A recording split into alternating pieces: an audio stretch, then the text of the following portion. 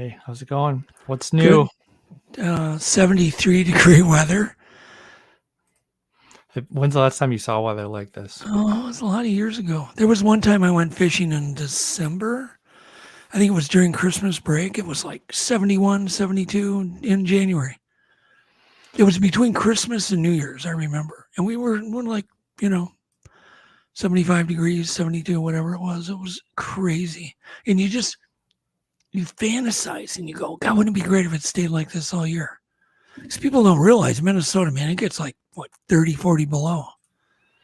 So it gets brutal. Yeah, so 70 above is complete opposite of what it could be. I mean, we're looking at 100 degrees difference. So you think you're going to be fishing in December? I don't know. I might, yeah. It's going to be decent all week. I mean, it's going to be at least in the kind of the 60s, 70s, whatever, all week. 50s, late, like high 50s. So it should be nice. So did you have any trick-or-treaters coming to your newest house? Yeah, I had a whopping 2, and I ended up with 50 pounds of candy. No. Poor Alex. Yeah, I hit the Butterfingers pretty hard last night myself. Well, you know what happened here? Okay, so I didn't feel like passing candy. I had a ton of work to do. So I just put a big bowl out, right? And I just figured, well, kids will get greedy. They'll take 6, 7 pieces, whatever. That's cool. So the vet gets home and she starts answering the door, a few trick-or-treaters. And she's seen these 2 kids and they just kind of were looking a little suspicious because they saw the bowl there. She gave them a bunch of candy and then as soon as she shut the door, they grabbed the whole bowl and ran. Oh, no. So she goes, screw it, I don't feel like doing this anymore. So literally like 10 minutes ago, I found the bowl down the street. And of course, I put Yvette's favorite bowl out. Oh, no. So anyhow, it's going to go through the dishwasher. Laying upside down in the middle of the street. So it's kind of a ripoff. Kind of like what happened to me today, too. I had another ripoff thing happen. You go on Amazon, you see the photos, right? The photos, yeah. And you look at the deals and whatever. Like shopping for regular household stuff because you don't feel like going to the store, right? Yeah, you don't want to go to the store. Because you're in the habit because of COVID. We all got in the habit of doing more online. Well, I did. I mean, do you really think I ever wanted to go to the grocery store and waste 2 hours of my time pushing a cart? Never wanted to do that. Never wanted to push a cart? Never wanted to do it and wait in line and check out and all that. So you just kind of ordering piecemeal. So, normally, like we're out of paper plates. So you get these paper plates, right? Yeah. Okay. Well, I see them online and it's like, 500 plates for like $13. And I'm thinking that's a steal, it's really a good deal. They have a picture of them, but here's what I got. They're smaller than like, but they look just like they're regular size. They like shrunk the whole pattern down. So in the picture, they look identical. Identical. So what am I going to do with these little dudes? Put a quarter of a sandwich on them? It's tiny. Well, so when next time you come over, I'm going to load you up on little plates. I have like 1,000 of them. I'm not joking you. That's great, though. If you're on a diet, you can have a full plate of food. Yeah. Anyhow, so that's kind of the ripoff. So tonight we have some cool people on. We've got a gentleman who's been doing research in Michigan. James Lady. James Lady. He's recorded a whole bunch of really cool sounds that I've been hearing and listening to. And some of them, there's one in particular that's really, to me, I mean, it goes on forever and it's like a language almost. It's like the chills, yeah. Clicks and pops and gets really weird. Yeah, so we're going to not only play some of the audio, but we'll be talking to James here in like 10 minutes. And then after that, we've got one of the only people I know that's got their doctorate in ufology. So we're going to talk UFOs and go deep into UFOs. Yeah, that should be exciting.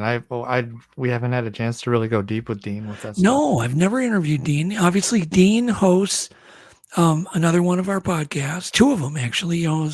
He hosts Talking Weird and Mysterious Library with Jason McLean, and then he hosts Talking Weird with Jen Durrell. So both are really cool. But be kind of fun just to grill Dean, Live. and he will get grilled. He will. So do you want like 500 of these little plates? Yeah. I want you to eat your dinner on those every night. Well, if I do that by next year, I'm going to weigh 50 pounds. Yeah, that's what I mean. Maybe that's a good thing.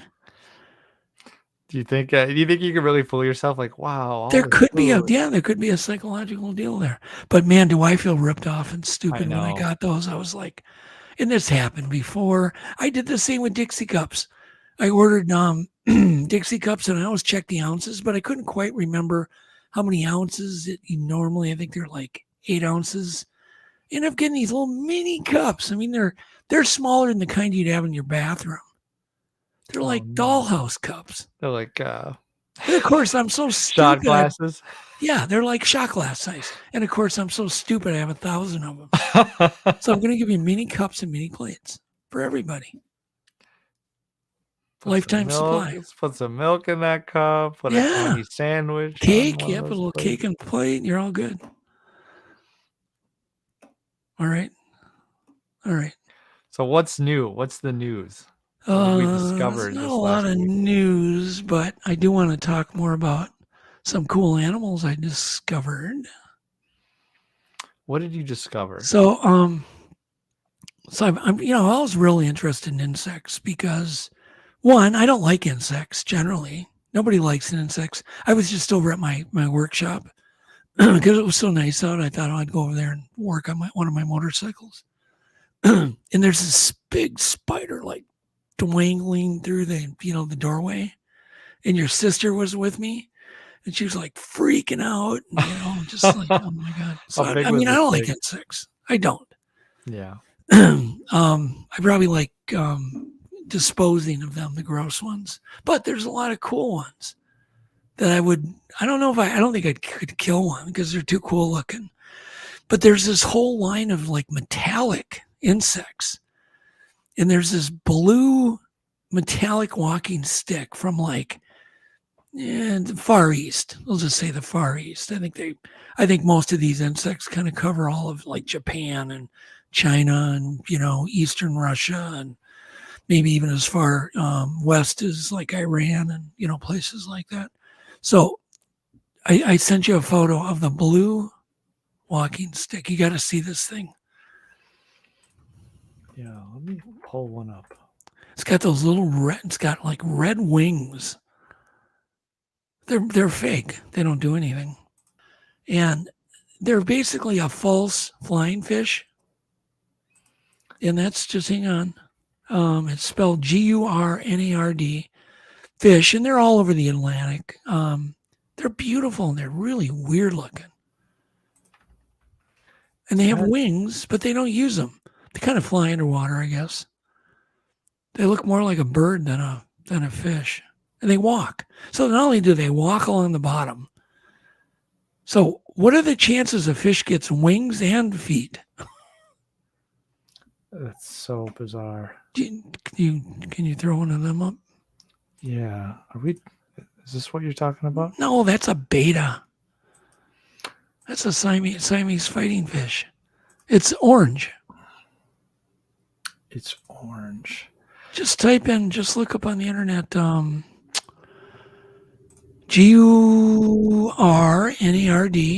fish, and then you'll see photos, and then look for an orange one.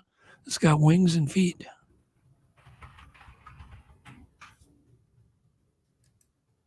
It's no biggie if you can't find it. It's just really a cool fish. And you wonder, why would evolution give them two things they barely use? Let me see. Don't worry about it. Then there was another fish I found that looks like liquid chrome. Just absolutely beautiful. Yeah, I have that one. That one's interesting.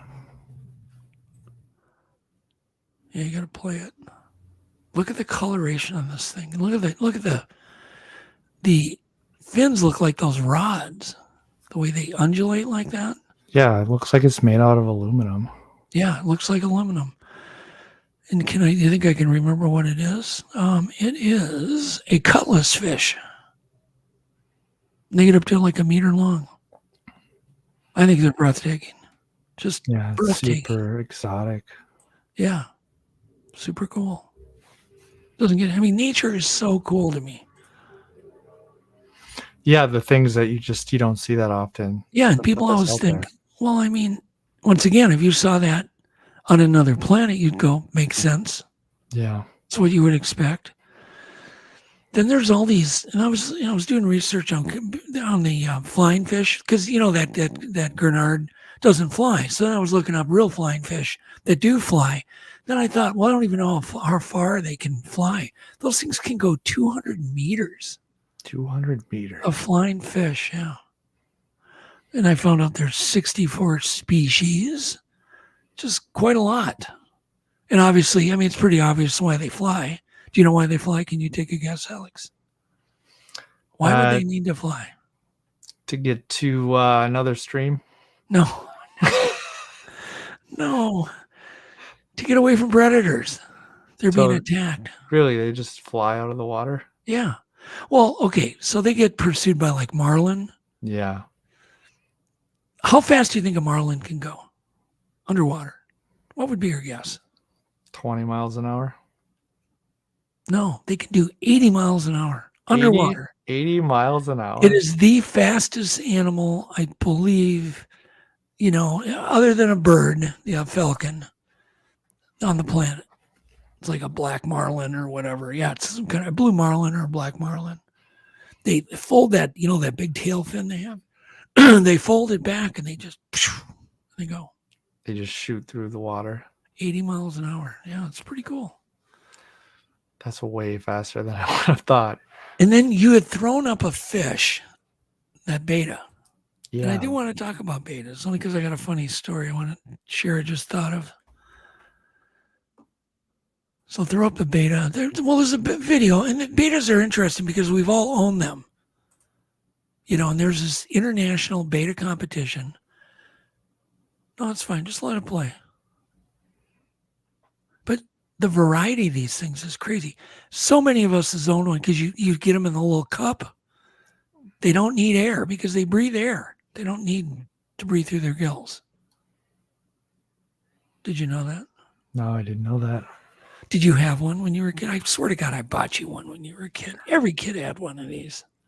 I think Blaine for sure had one. They're like a buck. I don't know why I'm drawing a blank. Yeah, I don't know. They're like a buck. I saw them here not too long ago at Walmart. They had a ton of them out. Kids want, they see it, and it's like, oh, it's an easy fish to care for because they don't need an aquarium. You should put them in an aquarium, but you don't have to have one. You don't need an air pump. But there are literally hundreds of varieties of these things. And you can't put them together because they'll kill each other. They're meat eaters. They're nasty. Yeah, they fight each other.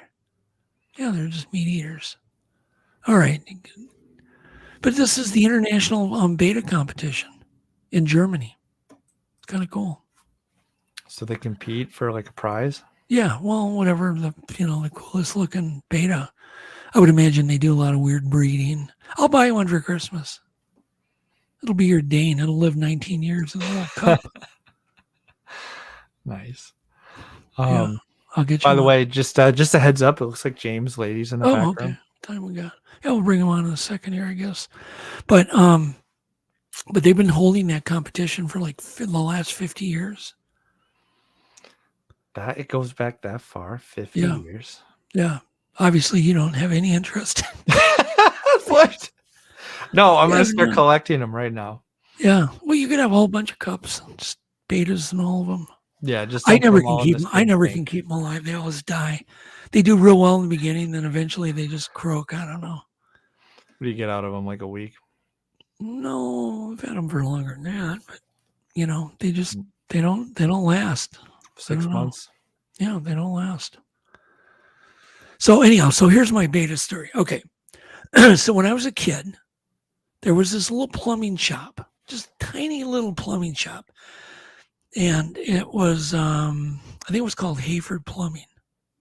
It was in Coon Rapids, little tiny, but they had a whole bunch of aquariums in there, tropical fish. Well, there was nobody ever in there. So as soon as you'd go in there, we kids would bop in like once every day. And this poor lady who owned the place would have to walk from this home that was probably like 500 yards away all the way to the plumbing shop. And of course, we never bought anything. We just made her life miserable. And you know, kids are so narcissistic. They're never going to think, oh, I really feel bad for that lady, you know, Oh, yeah. walking all the way over. And you never buy anything. And she's just there to prevent you from, you know, wrecking their place. I would imagine that's, you know, what they worried about. And we would just look at all the fish and we'd leave. Look at all the fish and leave. I mean, we did it sometimes every day in the summer. Terrible. I felt guilty. To this day, I feel guilty. If I ran into her, I'd give her like $100. $100. So Well, back, you know, back in the day, that would have been worth what? Well, whatever. You just feel guilty. Yeah, Don't you have things that you feel guilty about? Oh, yeah, everything. As an adult that you did when you were a kid, you know, because you were dumb. Yeah. You know. Oh, yeah. There's things like that, you know, being, you know, I mean, we were little peckerheads for wasting her poor time. Yeah. Sad. Anyhow, so we always looked at the fighting fish constantly. They were our favorite to go look at. The fighting fish. Yeah. She always had an aquarium full of, well, not, you know, all these different aquariums with different, like one fighting fish. And I remember the first time my buddy was like, oh man, those are fighting fish. And I'm thinking, oh my God, that's so cool. Because he didn't explain who they fought. I thought maybe they fought people. Yeah, they fought people. Oh, sure. I mean, I'm five-year-old kid. Yeah. No it's going to fight a person. But we'd go up there year after year in the summer when we were kids and just bother the hell out of her. You know, so feel guilty. All right, let's introduce James. So James works for the Michigan Aboriginal Project. I think he's got a website. He'll correct me, no doubt, but it's michiganaboriginal.com. And they've been, you know, collecting evidence and mainly in the audio area, but let's bring him on and we'll kind of delve deep into his research. Hey, James. Hey, gentlemen. How are you? Thank you so much for having me. Yeah. Pleasure to meet you, somewhat in person, virtually. Yeah. I see you. So tell us about one. Why is Michigan a good area for Bigfoot? I think it is, but explain to people that may not, you know, people that live in the Pacific Northwest, they're like, Michigan. Yeah. Well, they like water, right? And hills. I've heard that recently on one of your podcasts. Yeah. They have plenty of that. And if you listen to L.A. Marzulli, there was once an emigration of, and this is all theory, an emigration of giants over the Bering Strait down through the North American region and all the Americas. And he suggests they settled in the Ohio Valley region. Got a lot of water. I grew up in southern Ohio, in Dayton, a little town called Oakwood, and that's along the glacial moraines area. A lot of hills and water. Just a few years ago, I went down to the creek I used to play in as a kid and found a Sasquatch structure, which just kind of tickled me and frightened me at the same time. It's an interesting phenomenon. Since I was a boy, I really, if they were real, I wanted to see one, basically. That's my primary motivation for having pursued this path. And it's been a great adventure. And why is Michigan, and even though the Ohio Valley, a hotspot for these creations? I don't know. I just don't know. Oh, there's Jen Cruz. You'll have to. Hey, Jen, I just want you to know it's Wednesday. This is a date night, and that will continue. So past that sidebar, I don't know why. There's a lot of water, a lot of rivers and streams here. And, Yeah. And they're, you know, the watersheds are their universe. Yeah. And they overlap with our footprint where we live. You can even find evidence of Sasquatch habitation within Detroit suburbs, and I've done so. I've tested that by leaving recorders and have come away with literally volumes of a very esoteric language, a form of communication. And I've discovered enough to know that they have multiple vocal modalities, and they employ those vocal modalities as they did during the encounter of 2019. in a way that we just can't hear it locally. They sort of blend into the din of the forest, whether there be rain or wind. They have vocal abilities to blend in with that. And, Well, what are you doing to capture this sound? well, in the case of the encounter, I have 2 encounter audios. That's just simply just going out and camping and having some night visitors. Otherwise, I'm a former angler and not former angler. I will always be an angler. I love the streams, but I took my focus off the streams in northern Michigan into the hills when I learned that this phenomenon, just by my own wits and reckoning, was a real thing. And again, I wanted to see one. So took my sights to the hills. I've learned from others in the industry. I've been a student of the subject, much to the chagrin of my family. And certain social relationships, it's easy. You're easily ostracized in a town called Grosse Pointe. if people think. Well, what part? Well, let me stop you. What part of Michigan are you from? I live in Grosse Pointe. It's just east of Detroit. It's on Lake St. Clair. It's a really.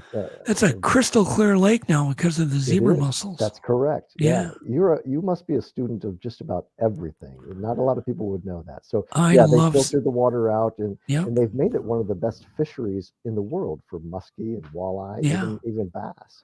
Because that lake at one point was very polluted. Years ago in the 70s. Yeah, there was a time the St. Clair River and some of the Canadian manufacturing plants did have an unpleasant side effect, but we've gotten past that. It's clean now. We have wonderful fish fly. The Hexagenia hatches here in the lake, and that's a sign of a really healthy water system. Yeah, and the abundance of fish and bounty around here is just wonderful. Well, I've studied the topography around St. Clair. I mean, there's plenty of forests.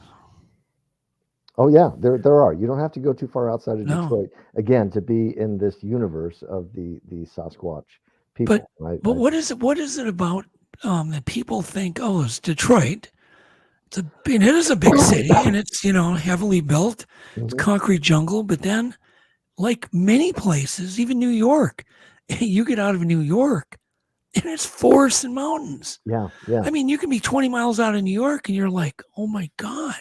I remember driving from Whitehall down the hill, basically towards New York City, up in all these forests, and all of a sudden you realize that's New York.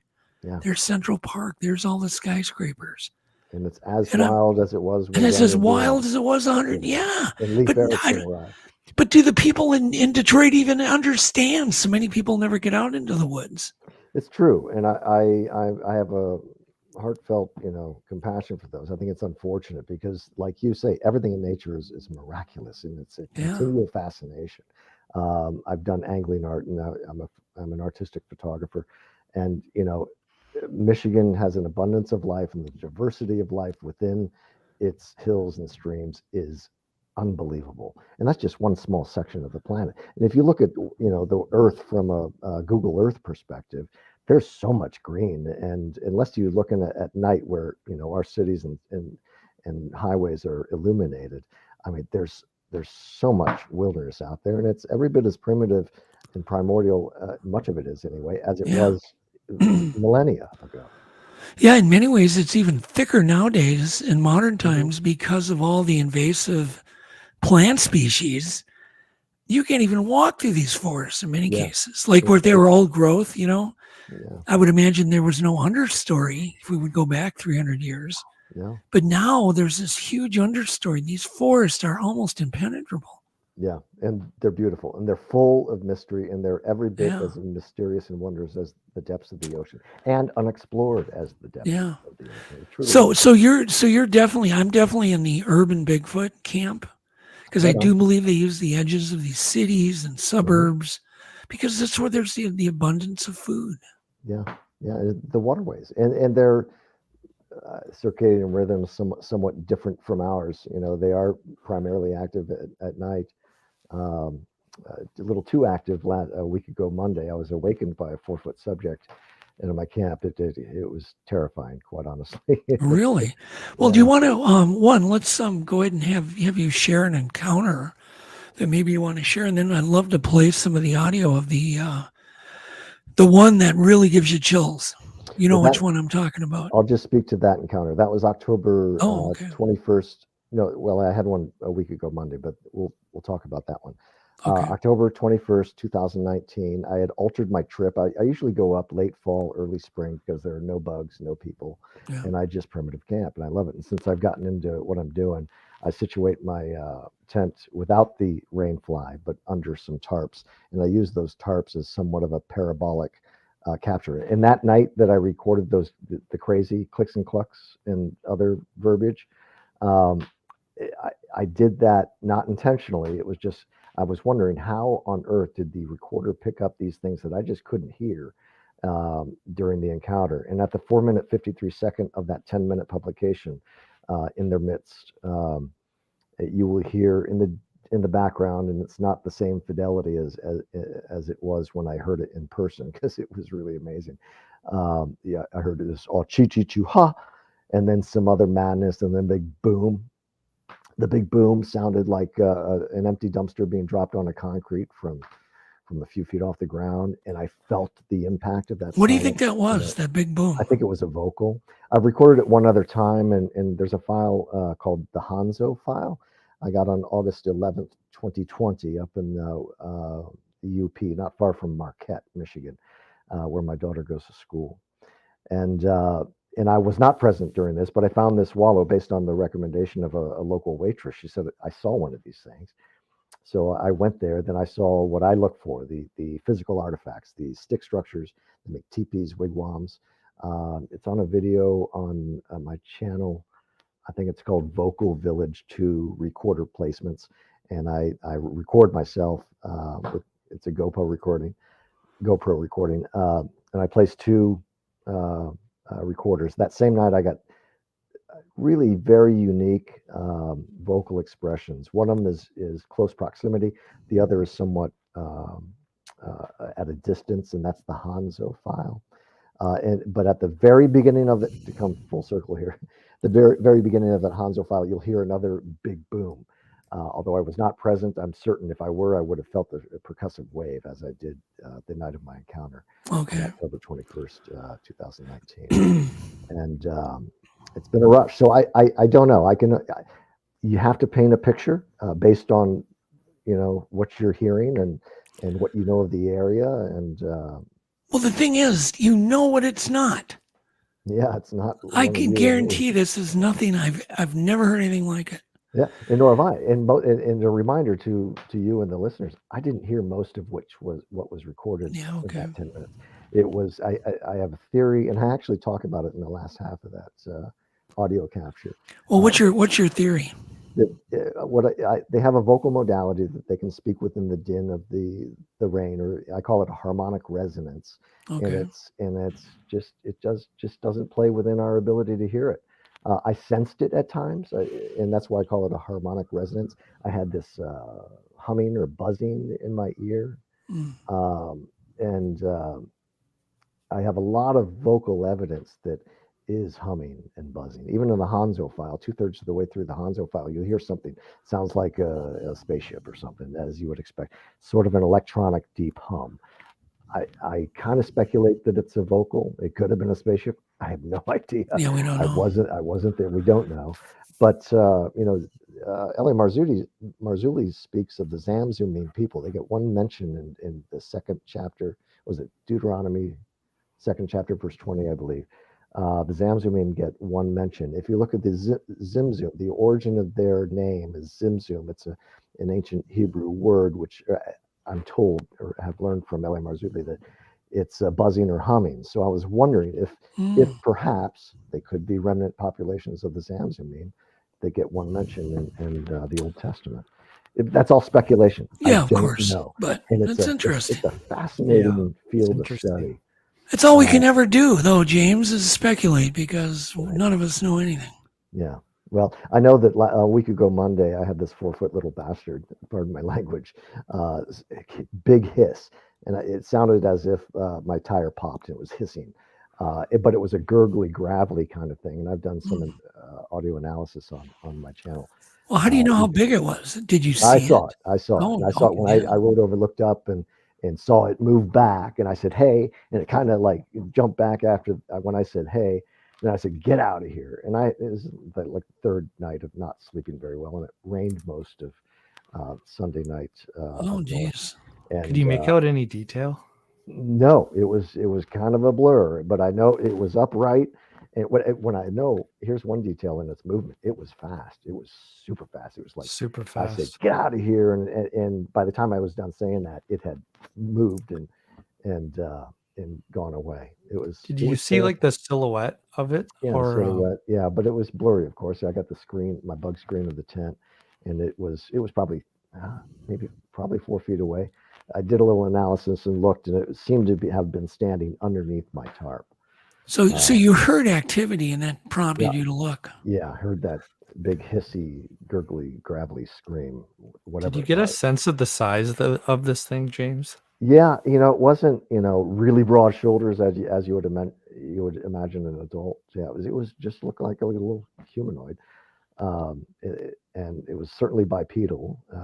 You knew that when it took off because I saw it was totally vertical, taken off, and you could tell it had arms and 2 legs. Very cool. Let's play some of this audio. Yeah, if you're playing the October 21st, the in their midst audio, is the audience to start around the 4-minute 50-second. I liked your description. What's the description on that video in YouTube, Alex? In their midst, warning, high strangeness. Yeah, it is. Not for the faint of heart. Yeah. Not at all. I literally thought these were my last moments. So I'm gonna play this. 4:53 right here.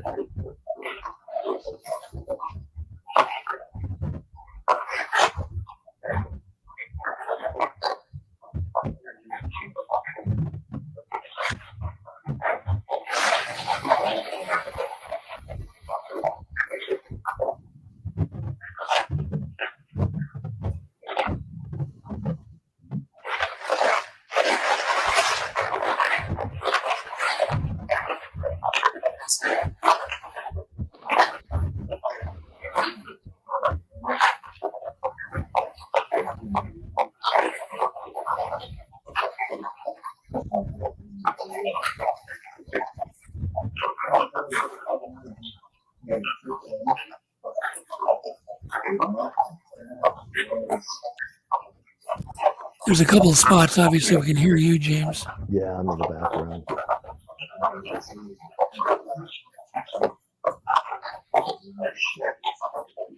Okay. I'm about 6 feet behind the recorder. Wow. Okay. And the other stuff is out in the swampy area, marshy swampy area. It's between the campsite and the river. Well, I guess the big thing is to try to duplicate that. The weird thing is, when I listened to that tape, it sounded familiar to me but from way back many years ago. Somebody else's recording. I'd love And I to wish to God I could remember who it was and when. If it comes back to you, let's connect some dots because I'd like because to if you analyze can that find audio. another guy that's done the same kind of recording, it really lends more credibility to the no whole. doubt, no doubt. And obviously you didn't fake it, but there's always that slight chance of a malfunction of a recorder, or you know what I mean. That's the biggest argument that skeptics It's important would to make. know the setting, that it was raining, the recorder was under a tarp, I'm behind, all that kind of jazz. I explore that dynamic when I do a presentation. Yeah. But it does exist. I didn't fully understand what I had captured in that night until an audio capture 2 nights later on the 23rd. I have a video called, and it hasn't been amplified or cleaned up that much. It's called Voices from the Depths of the Woods, I believe. And hold on here. Let's interrupt you because it's important. David Ellis. First, Mr. Zatsky says play it backwards, which should be interesting. Have you ever tried to do that? I haven't. No, I've slowed it down. We need to do that. Alex, we're going to do that. Habit. Yeah, go for it. David says this is a whole category that he has, and this may be where I've heard it from David. He calls it percussive speech. Yes. Yeah. Have you heard that term before? Yes. And after, there he is. after the encounter, I do say something like I'm feeling like percussions in the wind, if you will. I actually say that, so I'm totally in line. And I've heard David in other interviews, and he's spot on that. It is a percussive type of thing. It's like the big boom that I actually felt. There was one moment where I had this like electronic sort of raspy electrostatic sensation on the eardrums. It was really uncomfortable. It never really hurt, but it scared the heck out of me because it was.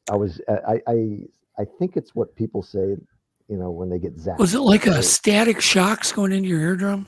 Not shock. It was a pretty steady, prolonged. Actually, when I say in the audio, there's an earlier version that is less filtered than the one you played.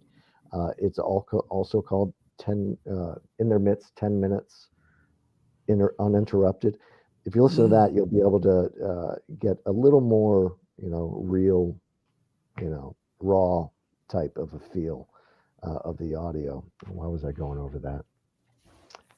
This percussive stuff. Oh, when I say what was that? That's when I was getting that zapped because it was like, what was that? It was bizarre.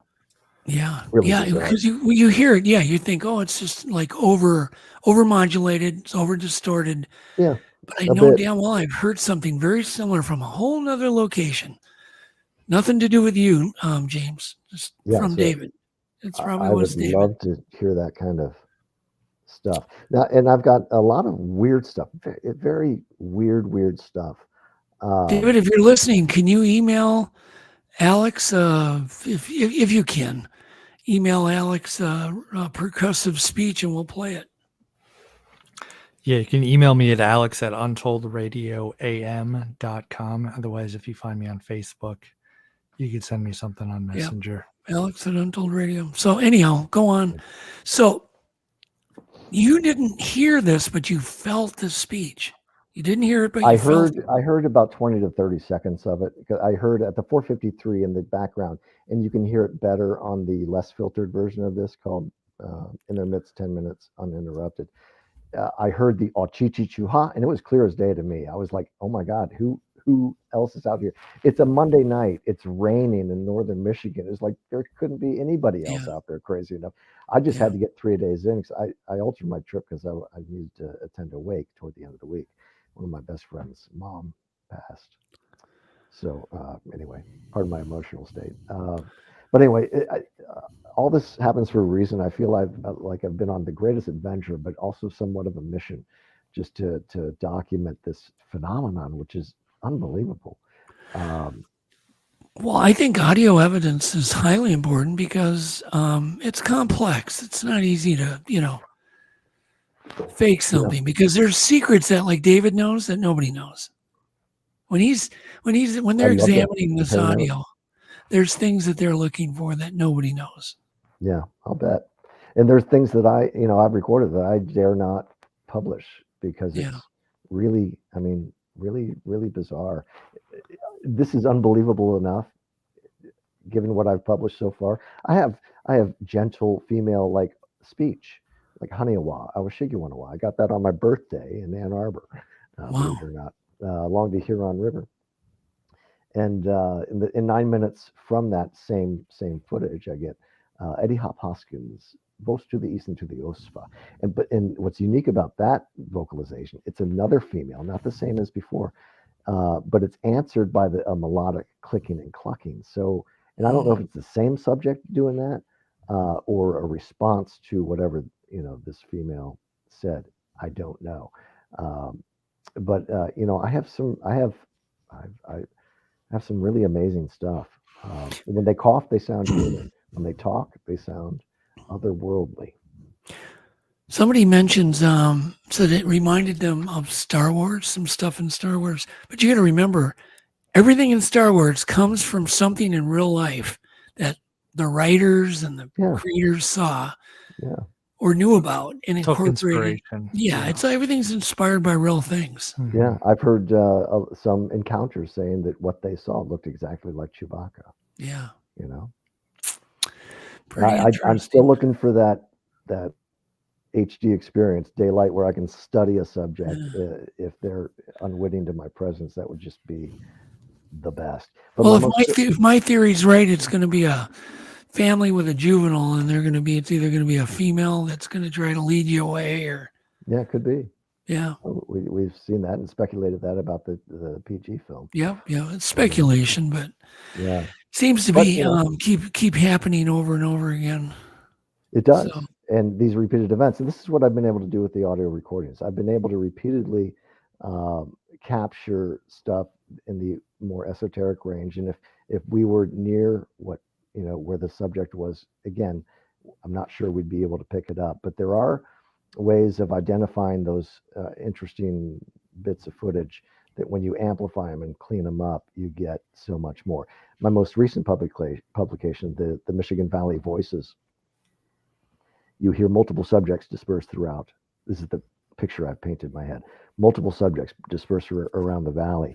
And you also have some subjects in the foreground that, and I know they're there because I've heard similar vocalizations as I've recorded before.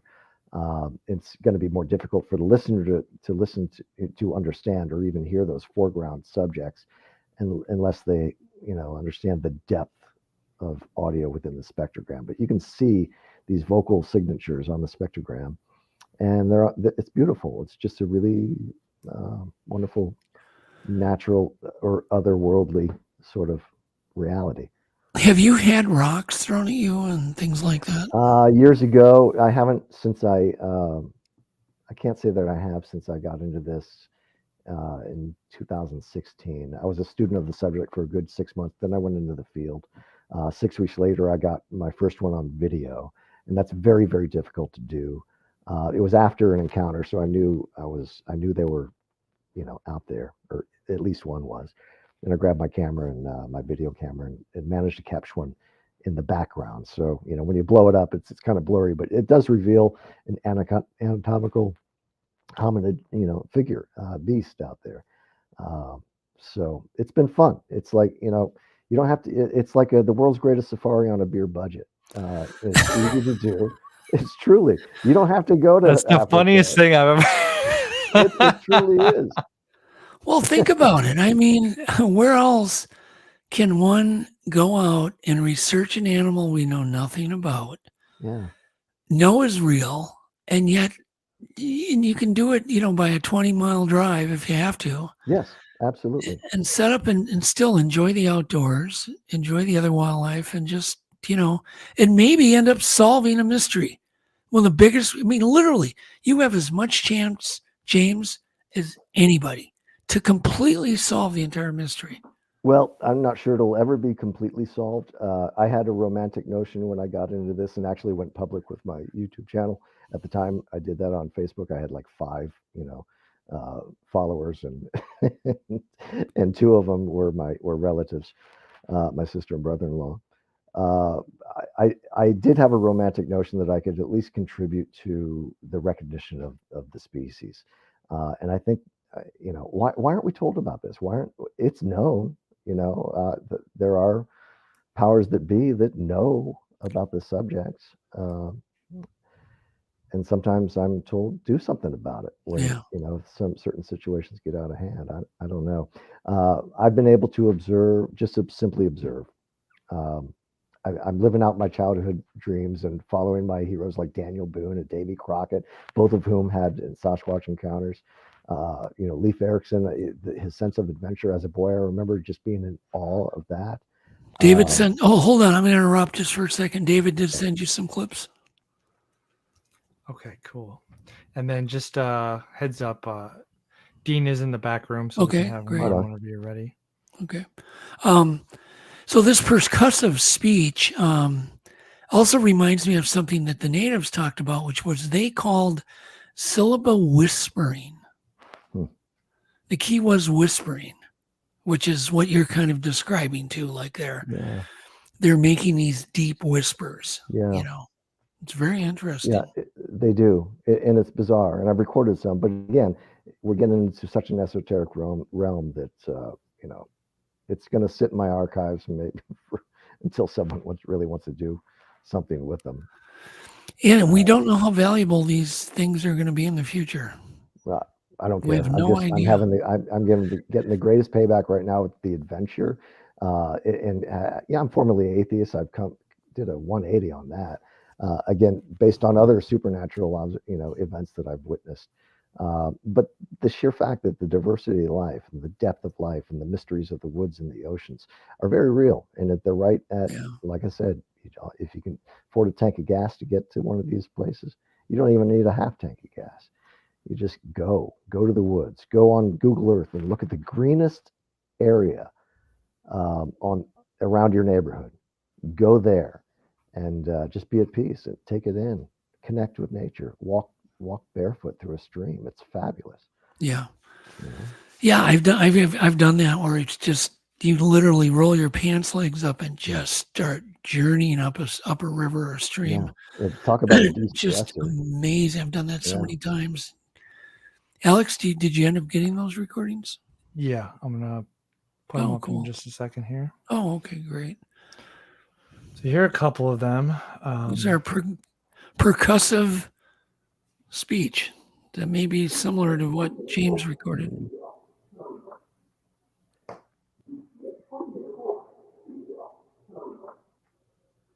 Which one is playing? The deep percussive voice 5x loop. That's interesting. That's David's stuff. Yeah. Yeah. It has a very similar quality to it. Yeah, it's otherworldly. That's all I can say. I can speculate on a number of fronts, but I won't for the. Play a couple more, Alex. So here's the clicking sounds.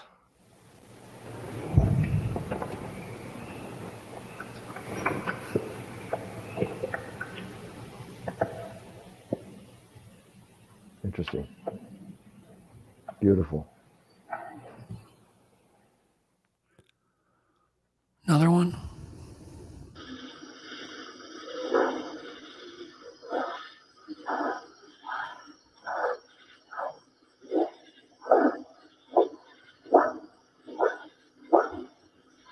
Jeez. Is that the same clip? Yeah, I think it's just a ground squirrel. I'm joking.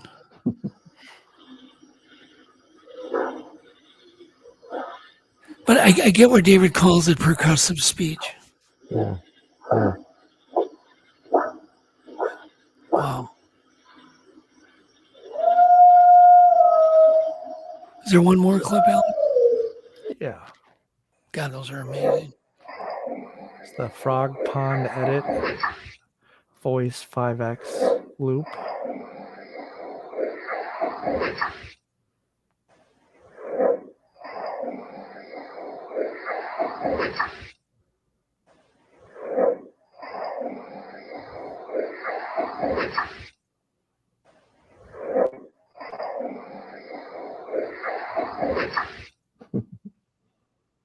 Weird. Thank you, David. Yeah. Thank Alex, you. I sent you one. It's the deep purple lavender. There's a vocalizations I scrub through and repeat. It's Kapikaswa. And this comes from the Voices from the Depths of the Woods. It's the lower one, I believe. This one? Yeah, right there in the center of the screen.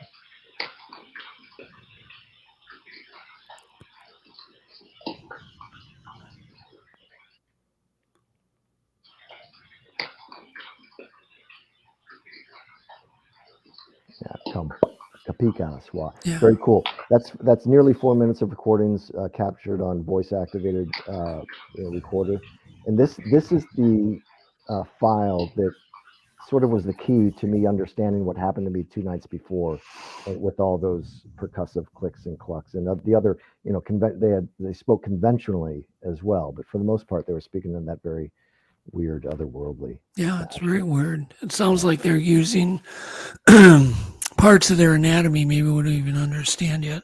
Well, it's rumored that they have more than one set of vocal cords too, Yeah. and perhaps maybe even some other vocal apparatus that we're not familiar with. Yeah, no doubt they're using, it sounds to me like they're using what they call vocal folds, which are basically false vocal cords. So you have your main vocal cords, and you could have these. You could have any number of them, and they could control them. Super interesting. False vocal cords. Is that what most housewives are afflicted with? Just Yeah, kidding. well, yeah, maybe, yeah. I'm kidding. Not touching it. Smart man, smarter than I. Anyhow, so we're going to have you back. We're going to Well, book thank you you. for a full 2 hours All right. and get into more depth. And but for now, we've got to let you go, and we're going to bring Dr. Dean on. Well, thank you. Hello, But Dr. thank Dean. you. Thank you, gentlemen. I'm grateful Thanks for the again, opportunity. James. Peace be with you, and look forward to our paths crossing once again. Yeah, Yeah. we'll be talking soon, right. James. Thank Right you. on. Take care. Thanks. Hello. Howdy, gentlemen. That was quick. Just bam, James gone. Bam. Dean's there. Boom. You Alex waited just- long enough. Alex does not waste any time. Zap, here I am. Yeah, that was quick. Yeah, we didn't have time to even introduce you. Oh well. Anyhow. There we go. Oh, So- okay. Get rid of them, and then we'll just introduce them.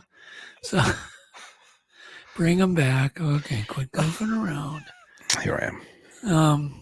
Anyhow, so let's start out this, because what I want to do is tonight is get into your head. I've never had a chance to interview you. I'm so excited that I'm getting yeah. interviewed by you. Yeah, and obviously you ended up getting, if I'm not mistaken, your doctorate in ufology, correct? Well, I have Sort of. my PhD is in history, Okay. and I wrote my dissertation on Oh. the history of American UFO belief. Okay. So I suppose my expertise is Yes. UFO belief, really. Yeah. Okay. Well, I think it gives you a depth of knowledge a lot of people just don't have on this topic. I think it also makes me conscious where beliefs come from. Like, people tend to look at UFO belief. If you talk to somebody who believes in UFOs today, the history they will tell about UFOs is different to the history that actually played out. So they'll start by talking about, for example, usually the Kenneth Arnold sighting, which is the famous sighting which kicked off the modern flying saucer phenomenon in late June of 1947. And then they go straight to the Roswell crash. And the Roswell crash is really the smoking gun, of course, of ufology. That's where all of our legends about recovered flying saucers and then the US government back engineering these craft at places like Area 51, and then maybe entering into secret deals with the ETs, or, depending upon your specific belief system, that tends to be what it is. Today, it's what I call, I suppose, for lack of a better term, I often just refer to it as X-Files UFO belief, because everybody understands that type of conspiratorial thought that was popularized in the X-Files. But that's not really how the history of UFO belief rolled out. Sure, the sighting of Kenneth Arnold in June 24, 1947, did kick off the modern flying saucer phenomenon, when the pilot Kenneth Arnold saw nine craft flying in front of him, which he described like they moved, he said, as if they were saucers skipping across water. So he was describing the movement of them. He never said they looked like discs. He said they were like delta shape or something more like that. But he described them moving the way that saucers would if you skipped them, like you'd skip a stone across a lake or something. But headline writers shortened that to flying saucers, even though. Well, what was the? Okay, well, I'm going to backtrack. What was the Sure. shape of these? Because I'm so confused in all the things I read.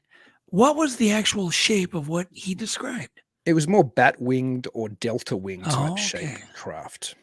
And of course, he went through a number of different interpretations in his life of what he thought these things were. I think he, for a while, thought they might have been spiritual. For a while, I believe he thought they might have been some anomalous actual animal that lived in the upper atmosphere and Which is and possible, sure. flew around. Yeah, it's possible. And of course, so that's what kicked off. And of course, the great irony is then everybody was seeing flying saucers. Everybody was seeing flying discs, even though the man who kicked it off never said he actually saw something that was disc shaped. But then the Roswell event sure happened, not that long after that. And what that really was a rancher in New Mexico discovered small pieces of metal debris on a field outside of, Roswell, New Mexico. And when he brought it to the attention of the local Army Air Force field, Roswell Army Air Force field, the base made this hasty press announcement that flying saucer found, even though all they found was some debris. So then everybody was excited for about a day, and then the Roswell Army Air Force base retracted this claim and said, no, it wasn't a saucer, it was a weather balloon. And it was probably something closer to a weather balloon, but we can get to that in a minute. But what the takeaway is nobody in the UFO community even took that seriously after that. Nobody talked about Roswell until the late 70s and early 80s. I have a few UFO encyclopedias from the late 1970s. I mean, wasn't it Stan Friedman that? You're right, absolutely. You know your stuff, Doug. Stan Friedman started to go and investigate and do some interviews in the Roswell area, and along with William Moore, who we can also get to in a moment, and Charles Berlitz, they wrote a book which was, I think, called Incident at Roswell, that really repopularized it. And then it also appeared around that time of In Search of, the great show by Leonard Nimoy, which is where I think I first saw it when I was a kid. But there's this period in UFO history where ufologists don't talk about Roswell, or people who believe in UFOs or are interested in UFOs don't even mention Roswell from, mid-July 1947 until the late 70s, very early 80s. So it was forgotten. It wasn't a part of the history of UFO belief at all. But today, of course, it's the key takeaway of UFO belief. So anyway, that's a long answer to my point is, as Alex kindly said, I probably have a large knowledge about, UFOs. I think what I have a large knowledge of is understanding how these beliefs developed, and they didn't necessarily develop the way that when you talk to a UFO believer today and they give you the history of UFOs, it doesn't necessarily actually coincide. There are social and cultural forces. But isn't the other side of the coin, once people have a vernacular to describe something or realize other people are willing to come forward, isn't it possible that people just weren't talking? They were seen, but they're just keeping their mouth shut.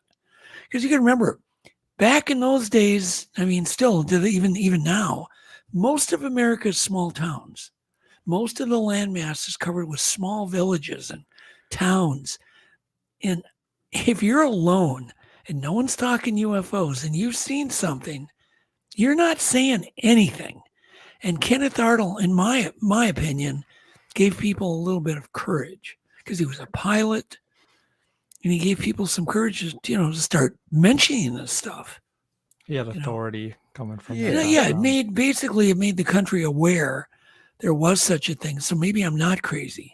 Gave him permission to talk, basically. Yeah, I mean, that's definitely probably, I think you can make that argument that when something is discussed more, people will be braver to come forward. But of course, then there's the inverse of that from the more skeptical position, in that you get a kind of social contamination. So somebody who's raised in an era where flying saucer stories are in science fiction movies or on the front page of newspapers, when they're flying at night and they see an anomalous light in the sky, they're going to contextualize that as a flying saucer, while 100 years ago, they might have contextualized it as something supernatural, or they might have contextualized it as the great airship flap that America had in 1897. The key is, Dean, are people making it up, or are they really seeing something weird? That's to me what's important.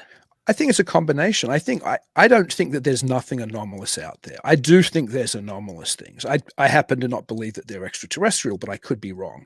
But I do think there are things that genuinely can't be explained with our popular kind of scientific paradigm today. That said, while there is that component, there are just as many other things which I think can be explained within a more rationalistic type, determinism. So, for example, here's a classic example, because I know we're talking about, or you wanted to talk about, important UFO cases. The Tic Tac video, which the New York Times released the story on in 2017 and probably changed the UFO landscape ever since then, because now we have every media organization interested again, and the US government seem to be taking it seriously again. Yep. The assumption there is, well, that looks like such high-level technology. It must be extraterrestrial. Well, I would suggest that just because it looks better than the state of the art which we're aware of doesn't mean that it isn't a black project. For example, Ben Rich, the guy who used to head Lockheed Skunk Works, came forward years ago and said, if you've seen it on Star Trek or on Star Wars, we've probably made it, or we can make it. We have the technology to send ET home. Well, let's stop right there. Let's backtrack. Okay. Mm-hmm. I'm definitely of the opinion we're at least 50 years behind on what we know from what they know Mhm. in technology. Do Mhm. you have a timeline there? I'm saying 50. What's your timeline? I don't know if I have a timeline, but I do agree with you that I think the state of the art technology is far ahead of what we are flying, either commercially or with Yeah. military craft that we're aware of. So when they Right. roll out Navy pilots who say, this is better than anything we have, that Navy pilot wouldn't know what they were testing in skunk works. It is so far above his clearance, it's not funny. It's a need to know basis. So there's a real disingenuousness with the way this has been pursued, because if you watch any television shows on this, the documentaries these days tend to roll out a Navy pilot or two and they say, we don't have anything like this. That Navy pilot or that, radar operator wouldn't know what they're testing out of course not. skunk works. So, or out of any of these type of, black budget But when was projects. I had heard like the SR-71 was, they were working on that and they had that on the drafting board in 1947. Yeah. Yeah. That's insane. And there were very similar when in the 1960s, when we were testing things like the U-2s, the CIA, there's actually a CIA historian, not meaning somebody who writes about the CIA, but somebody employed by the CIA to keep their records. It was a piece that was written, I think, in the 90s. It was when I was doing my PhD dissertation. And he essentially said, we knew, meaning the CIA, we knew 60% of these reports, which were of genuine craft, were actually us testing things like the U-2. But we were happy to spin it because it was better that than us doing a revelation Sure. that, what we're Makes seeing. sense, of So course. Better to blame it on aliens than to admit we did it for exactly. security reasons. Exactly. But I also wonder, and the other side of the coin is, are we stealing this technology from downed craft? Downed alien craft. Yeah. So Is like, that how even- are we getting that ahead? Right. I think that's your point. Yeah, I mean, do you buy into any of the stolen technology theories or no? I'm sorry, my little girl just wandered in. We've both got like COVID or something at the moment, so she's all sooky. No. She's all sooky. You can lie on the couch there, honey. You can lie on the couch. I'm sorry. I normally would just force that's her fine. away, but she's super sick. You go and lie on the couch there, honey. So you were saying, did we steal anything from the extraterrestrials and back engineer it? Was the point? Well, I'm just saying, is that even a possibility? I mean, anything's a possibility, but I think it also, as we were saying, it makes a nice kind of smoke screen. And there are different reasons why you could conceive of the US military or the US military industrial complex wanting to spin these kind of stories, because even if it isn't to trick the US public, it might be nice to trick the Chinese and the Soviets or whoever, or the Russians, Right. or whoever else are the enemy. What do they really have? They've got these videos of weird things flying past their Navy ships, which aren't ours. And what is that? You know what I mean? So who knows? It's very difficult to tell. But as far as could they have back engineered a craft that crashed in Roswell? I know there's certainly lots of people who claim that. Was it Philip Corsi, who was actually, he was a genuine colonel in a colonel in the army, and he supposedly he wrote the book the day after Roswell. Absolutely, he wrote the book the day after Roswell. And he actually was in a senior position in whatever the department was, something like foreign technology retrieval or something. So conceivably, this would have been a man who would have known if something had been found at Roswell, right? So, but people like Corsi have said that we did back engineer. I myself, I don't need that to explain our advances in technology, because if you look at our advances from pre-Kitty Hawk up until World War II, even those advances are staggering, really, when you think about it. When you think about the type of flying air fortresses which we were using against the Nazis and the Japanese in World War II, and you compare that to, the Wright brothers, but don't you think the vacuum tube to a micro transistor is quite a leap? I think a lot of those things, I do think a lot of those things are big leaps. I still, again, I obviously can't prove that we didn't retrieve anything from Roswell. Right. And I mean, I think I know what was retrieved from Roswell, and we can get to that in a moment. But I think that the type of advances when you have billions of dollars being spent by the military industrial complex. And some of this stuff does leak out commercially. Some of this stuff does get fed into the even what we're doing now, even talking on the internet, as a result of the stuff that, you know, that was being played around with back in the day, things like APRANET or whatever it was. So we get the fact we have satellite, you know, GPS systems as a result of military technology. So we certainly, we get these things leaking through to us or fed down to us commercially anyway. So I don't know if I need an extraterrestrial interpretation. I'm suspicious. I'm just suspicious of okay, to put it another way, I think there needs to be more proof than somebody writing a book to say we retrieved a saucer at Roswell. I need a little bit more than that to change my opinion of the nature of technology of the last 50 years. So, well, just so you know about me, as we go on tonight, I have many theories and I have no opinions, none. I know you're always very open. Yeah, just totally. I'm just completely a dummy. You know, when it comes to any kind of conclusions, I've made none. Open to almost anything, because none of us have a flying saucer in our backyard to study. I don't have an alien locked in my bathroom, so I can't tell you anything. There's a good book I think you'd enjoy, just quickly, Doug. It's called UFO Crash at Roswell, The Genesis of a Modern Myth. And it's written by two anthropologists, I think. It was Benson Saylor and Charles Ziegler. And they also have a physicist who writes the book with them, Charles Moore. And it's a very, very convincing book that what happened, for starters, they do a kind of cultural analysis to show how this myth kind of grew. But Charles Moore, who's the physicist, was involved with testing upper altitude radar reflector devices at the same time as the Roswell debris was found.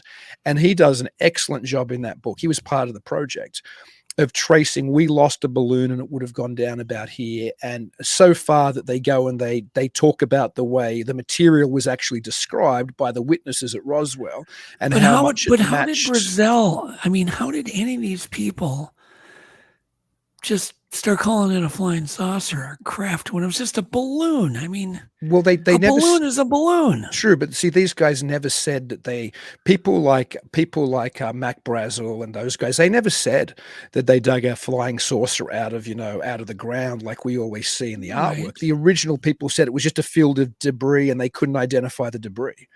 Yeah, that was. How did Mac Brazel originally describe the site? What did he come to town and tell people? There was debris all over his back 40, or it wasn't his back 40, the field he was working. So he loaded some of it up and drove it to the. What describe as what crashed? How did he describe it? It was just thin wafer type metallic foil all over the place, and something that was difficult to. I think there's stories about it was difficult to burn or it was difficult to destroy. And again, in that book, Charles Moore says that's pretty much the material. Like it's beyond just a simple skeptical book, because they trace the actual balloon flight paths they were doing in New Mexico at the time. Yeah. They said, well, one went down and the wind patterns of the day and yada, yada, yada. It's pretty convincing. Now you could say that's a big military spin book and somebody from the inside financed it, but it's it certainly conflicts with all of the calls for the coffins and the people that claim they had seen the dead alien bodies. And well, a lot of those come a lot later. See, like I interviewed when I was doing my PhD. What's the gentleman's name? I want to say, what was his name? What was his name? Dennis is his. Gosh, I can't remember his full name. Let's just call him Dennis. But he was the guy who was the mortuary worker who supposedly had to go and get Dennis or something. Yeah, yes, they wanted to. I should remember. It's been so long since I talked to him. He's passed now. Lovely man. All of these old guys at Roswell. I talked to Walter Haupt as well, who was the guy who made the initial press release. He was the press officer. So what did the coffin guy tell you? Well, he's the guy who also says that he supposedly knew a nurse who was working there and drew him the picture of what the dead alien looked like. Now, a lot of these memories come a lot later also. Like, these people weren't, and again, maybe to both of your points before, they felt more confident coming out in the 90s or something than they might have felt coming out early in the 1940s. But by then, there's an awful lot of mythology which has developed around this. If we want to look at another explanation or another book which takes into account things like bodies, if we want to say those body stories are legitimate, there's a book by Nick Redfern called Body Snatchers in the Desert, which argues, I haven't read the book for some time, but it's a good book. It argues that the Roswell crash was the discovery of a type of state-of-the-art vehicle, I suppose, that the US military were testing, and they were using, I believe one of the theories is they were using badly either deformed, citizens, or they were using Japanese prisoners of war, or they were, and whatever the case is, there were real bodies there that didn't look particularly like what your average rancher in New Mexico would have been used to seeing. And so that is where a lot of the legend comes from as well. And again, it's certainly not outside the realm of possibility that the type of experiments that were being conducted, we know back in the day there were all kinds of hideous experiments conducted by, I love the US, but they did, think of the Tuskegee experiments that they did on black people with syphilis, and they just let them die and pretended they were, giving them a vaccine or a medicine, and they just watched the syphilis. They just wanted to track how syphilis would destroy a body. So I realize, but okay, but let's just backtrack here. Sure. Stan Friedman was an excellent researcher. I knew Stan personally. He was a good friend of mine. He used to come, stay at my house. And, oh, nice. And, I knew Stan really well. I traveled with him. Utmost respect for the guy. But how does his research square with the debunking? So where do you think the weaknesses were in his research? Well, I met Stan only once, and he seemed like a lovely man as well. I think where the weakness is, and this is going to sound mean, I don't like talking ill of the dead, but Stan was almost a zealot when it came to UFO belief.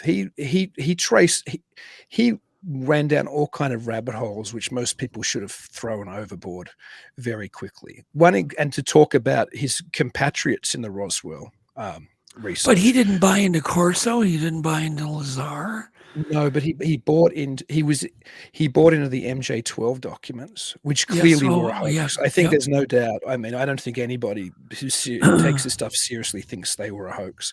He was a compatriot to William Moore, who wrote the first Roswell book with Charles Berlitz, Incident at Roswell, in the field, Stan Friedman doing the research along with William Moore. We know William Moore became a US AFOSI, in other words, Air Force intelligence asset. We know the MUFON. Stan did? No, Stan supposedly never did, but William Moore, who was his compatriot, an AFOSI spin agent, William Moore himself came out at the MUFON symposium in 1989, and on stage in front of everybody, the video's out there, you can watch it, said, I was an AFOSI asset, we lied to people, I kept data on people, we fed all of this nonsense to all of you. And people lost their minds at the, as you would imagine, at the actual meeting, and people were saying, get a fire hose, we're going to squirt this, bugger off the stage, and people were screaming and, running around, all went crazy. But what ufology didn't do after that was go, hang on, William Moore was at the heart of the Roswell story. William Moore was at the heart of the story about underground bases at Dulce, New Mexico. He was at the heart of the story of the MJ12 document. So all of these things which ufology became that type of basis of belief that they have now. When was the last time you read Stan's book, the Magic 12? I haven't read that. Yeah, I read that when I was at university. It was the last time I read his MJ12 book. But I think a lot of the signatures now have been, there's been a lot of criticism of the way the dates are used in the papers on that analysis. There's been an awful lot of criticism about one of the signatures is a dead replica, I think, of another Truman signature, like it looks like it was just traced.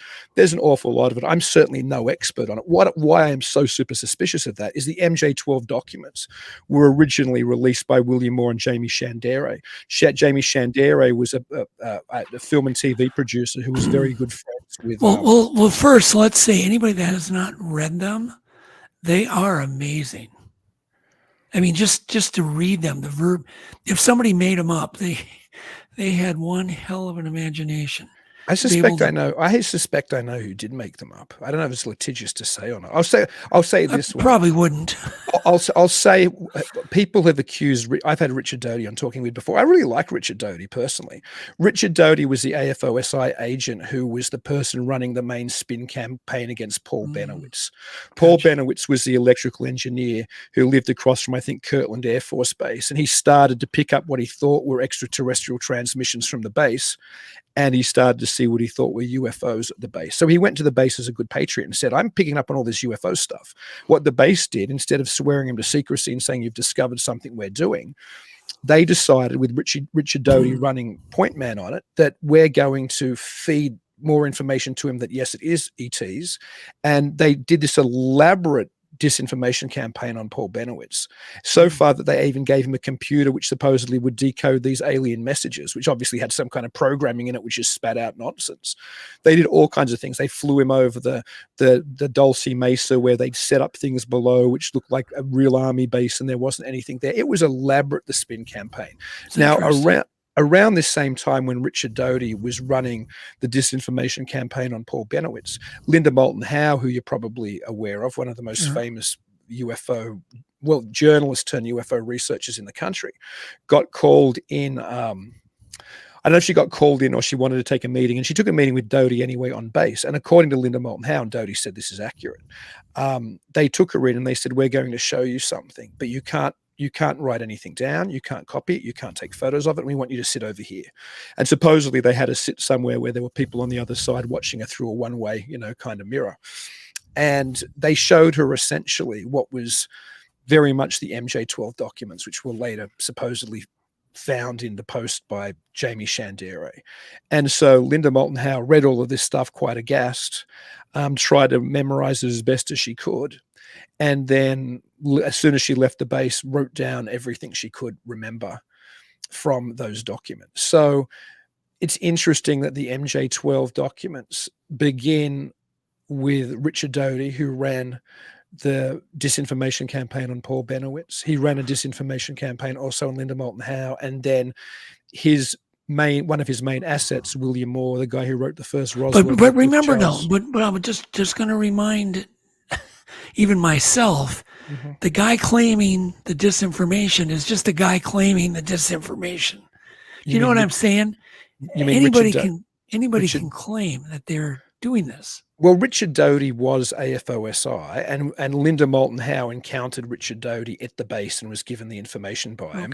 William Moore said he was an asset of Richard Doty's, and Richard Doty said William Moore was an asset of his. And the fact that Jamie Shandere, who is essentially the colleague of William Moore, is the first person to get a copy of the MJ-12 documents actually sent to him, and then he can go straight to William Moore and say, look what I got.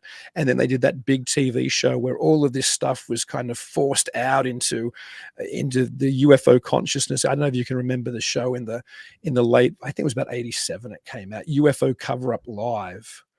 And on that show, they have all of these people. William Moore's on it. Richard Doty's on it.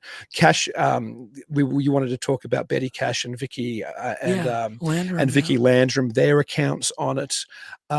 There's somebody who's in shadow who's called Falcon. Many people have said that person is Richard Doty. I think it sounds and looks like Richard Doty, even though he's in shadow. Richard Doty has gone to all kinds of lengths to say that the Falcon figure was not him.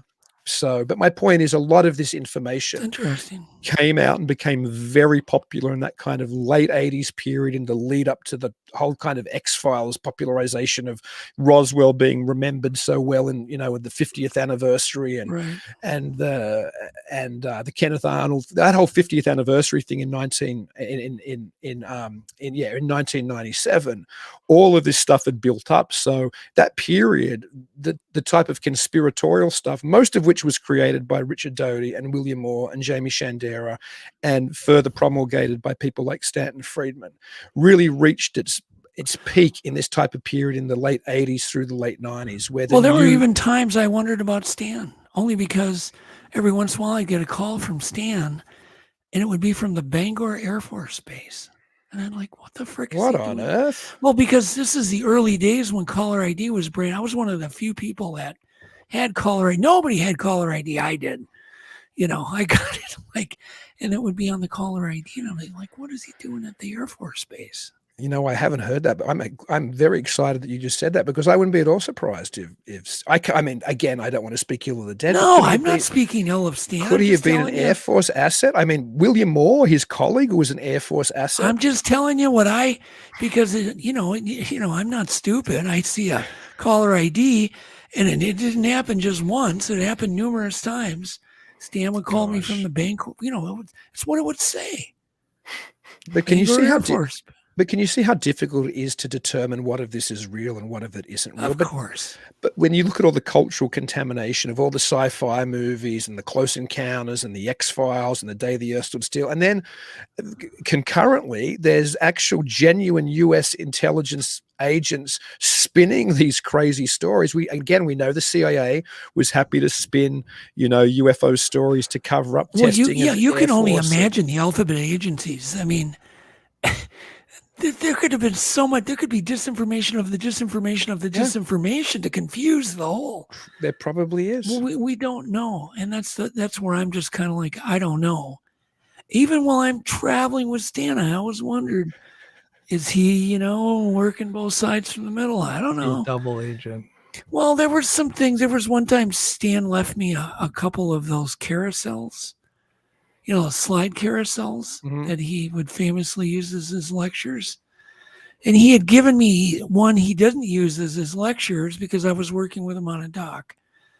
And I think there were some photos in there I don't think I was supposed to see. Or maybe you were supposed to see them. Or exactly. That's the double thing. And I'm not really even sure I want to tell this story publicly yet. I'll talk to you in private about it. I'd like to hear it. There's maybe stuff that I saw that was I supposed to see it, or was I supposed to not see it? Or was I supposed to not see it, think I'm not supposed to see it? I've heard similar things like that from other people. I won't say his name because he told me in confidence, but he's a relatively well-known paranormal investigator. And he was investigating on a military base. And he's a ghost guy. He's not a UFO guy, right? And base security said, well, we really want to show you something. You're this paranormal guy, right? And they showed them on a cell phone a photo of what looked like all intents and purposes, a flying saucer strapped to the back of a lorry that was being driven out of the base. And then he was like, there. And he was really excited. And I said, do you ever think that maybe they showed you that because you were a high-profile media paranormal? Well, let's guy? And he was like, I never even thought of that. Perfect time. Let's jump ahead to astronaut Cooper. He describes this film that he didn't see it play. He just looked at it, I think, through a loop or whatever. But he claimed that there's this thing landed, on the mesa or on the runway, and they got film of it, and he saw the canister. What do you make of that whole story? Because, obviously I don't think he's lying, man. I don't think that guy had a lie in him. No, this is Gordon Cooper. Yeah, this is the problem. The problem becomes, even if the person themselves tells you very sincerely that they saw something, was it designed for them to see it? Like, I have no idea, but maybe the things from Stan Friedman that you accidentally saw, you were meant to see, and there was hope that you would run and tell somebody this story, So that's where it becomes so difficult. It's a real... It's like a tar baby UFO belief. Like you when you engage in that story. It's very difficult. You get stuck in it, and it's hard to extract yourself. Don't throw me in the briar bush, please. Whatever you do, Exactly. Yeah. Exactly. No, I know. That's the whole. I mean, the same thing is kind of with Bigfoot. There's a lot of similarities. You just wonder, what the deal is. Okay, so let's talk about the Cash-Landrum case, because here's a case that these people are coming back from bingo, as I remember, and they see this thing above the road. They stop. They're obviously curious. So this is their story. They get out. The vehicle starts heating up to the point where they left handprints in the dash, burn them, the door handle was so hot, they burned themselves. Then they get back and they apparently start coming down with what appears to be radiation poisoning. And they also, don't they witness this craft getting escorted away by big choppers, Chinook helicopters. Yeah. Supposedly, it was a night in December. I think it was December 29, 1980, and and Betty Cash and Vicky Landrum, along with Vicky Landrum's grandson, who I think his name was Colby. He was about 7 years old. They're driving back about 40 miles, I think, north of Houston, and they essentially encounter this craft, which is, they describe it as diamond shaped, and underneath it, it's kind of goes in front of the road of where their car is. It's spewing out all of this flame. And I think Vicky Landrum thinks that it might be some apocalyptic sign from God at first, and Betty Cash, there's so many different versions of it. Yeah, they were very religious. Yeah, they were very religious. And anyway, Betty gets out, and some reports say Vicky gets out. Some say Colby got out of the car as well. Some just say Betty. But I think from what I can tell, both Betty and Vicky got out. Vicky got out only briefly and got back in the car. But Betty Cash had a longer exposure to this craft, supposedly. And it was very hot, you're right. And then when Betty went to get back in the car, it was so hot she had to kind of use her jacket to open the door handle. And you're right, Vicky Landrum supposedly put her hands on the dash, and it was so hot that her hand imprint melted into it. Now, interestingly, there's no photographic evidence of this. A lot of ufologists like to talk about it, but one would think that would be a piece of evidence that you would love to get a photo of somebody's hand a picture of a handprint melted into the dash. Anyway, eventually they get very hot in the car, and eventually this thing kind of takes off and is surrounded by, I think they counted 23 kind of Chinook US military helicopters. And that, you're right, they whether they escorted the craft off, or the craft left and they were following it, whatever, but it left, and they all got very sick afterwards, particularly supposedly Betty Cash, who had longer exposure to it. And there was a lot of talk about there's a number of skeptical things written about this as well. For starters, a lot of people talk about them having a lethal level of radiation exposure that night, because supposedly Betty Cash's hair fell out, she had burn marks all over, and Vicky Landrum was sick, and Colby was sick a little bit as well. But as some skeptics have pointed out, those women lived into, I think Betty lived into her 70s and Vicky lived into her 80s. Colby is still alive as far as I know, and he'd be in his late 40s because he was 7 at the time. And that's not really a lethal dose of radiation when you live into your 80s and 70s and you're still alive in your late 40s when you're exposed at 7. There's people who've been very critical, just to give the skeptical. Do you dispute the fact they were sick? I don't. That's been pretty documented. That's a good question. Certainly there are, and here's where I think they probably were sick. Betty's own physician seemed to believe that she'd had radiation poisoning of some sort. I mean, their hair fell out. That's right. Some of Betty Cash's hair fell out. So something probably did happen to these people. Of course, there was a level of, they did have a dog in the fight as well, because they tried to sue the US military for $20 million. Yeah. So you've kind of got to take that into, I mean, if I thought I was going to get $20 million, I might shave the side of my head. And, I shouldn't say that because that's unfair, but I do know some skeptics said photos of these kind of weird red marks, these circular red marks that they had on Betty's arm, looked to the skeptics not indicative of a massive dose of radiation, but looked indicative of if somebody had put fabric over their arm with circular holes in it and then had put their arm under like a sun lamp or something to get those particular circles, because it is indicative of radiation poisoning. I'm just playing devil's advocate and saying. Well, isn't it true though that almost anything can be debunked? I mean, that's literally true. Anything can.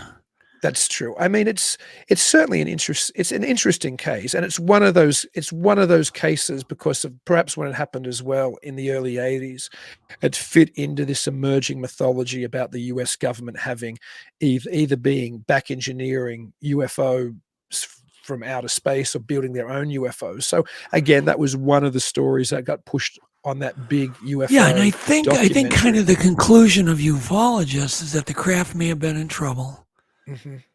Was over the highway, it was in trouble, needed help, and the government came and helped it, which would make sense.